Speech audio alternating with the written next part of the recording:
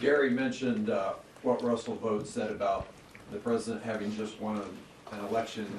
I just won an election by double digits, and what I can tell you is that most people voted for cheaper eggs. They did not vote for this chaos. And people are absolutely beside themselves with what's going on out there. Yesterday, despite what the White House has said, enormous numbers of people in red and blue states were impacted by this. And I think it's probably smart to start with Medicaid, because it has such an enormous impact, especially on rural states. Medicaid obviously impacts poor kids and is how they oftentimes access health care. It's also how we finance much of the nursing home system and the long-term care system. All of that was thrown up in the air yesterday as our portals were locked down and reimbursement stopped. Now, by the end of the day, they said, oh, no, Medicaid, we didn't mean that. Well, why? Was it a coincidence that all of us had our Medicaid portal shut down at the same time? And this is true of, despite what I've seen the White House say on cable news this morning, Head Start and nonprofits who serve veterans, who serve sexual assault services, who do housing in our communities. If you just look at New Mexico alone, let me walk you through some of the programs that were impacted yesterday. The New Mexico High Intensity Drug Trafficking Area Program. This is the law enforcement coordination program that we use to go after cartels and fentanyl trafficking. They could not access their funds yesterday. Is that what we want? We want our law enforcement cut off from the funds that allow us to attack the fentanyl problem and go after the cartels who are profiting off that? Schools were thrown up in the air as, would they be able to pull down their grant money, and do they need to start making decisions immediately about other services because they won't have those grant fundings? Here's one that really pisses me off. Sexual assault services in Northwest New Mexico. I heard from the primary nonprofit that provides sexual assault services in the northwestern part of my state.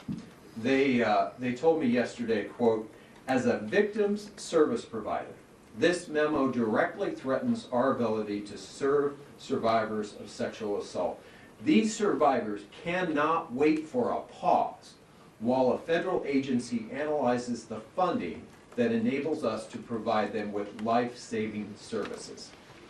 They need our help now, in the immediate wake of the most traumatic and difficult moments of their lives. That kind of sums up just how ridiculous this order was and how it threw the most basic services into question yesterday. I talked to a tribe as well. I talked to a number of tribes. We heard from all corners of Indian country in our state yesterday. One of the Pueblos told me they are still locked out of their housing funding even after the judge's order took effect. So they are still locked out, and people who have given up their previous housing, given up rental agreements, were getting ready to move into houses, can't do that right now because all of their funding has been frozen. Disaster assistance. This one has got to have everybody scratching their heads. We have had unprecedented disasters recently in New Mexico. We had huge fires in both the northern and southern parts of our states, and the floods that come after those fires. Right now, as of this morning, we were asking FEMA if these funds are still paused or not, and their answer to us was, we don't know. So you're going to tell people who are the victim of these fires, one of which was actually the result of actions of the federal government that impacted these communities, that we're going to hold up your disaster assistance funding until we figure out whether giving you that funding is somehow woke. I mean, this is just ridiculous, folks. So my message to all of you and to the administration is simple. let's follow the law.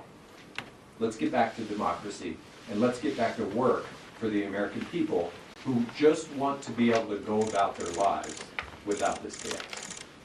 Thank you, my colleagues.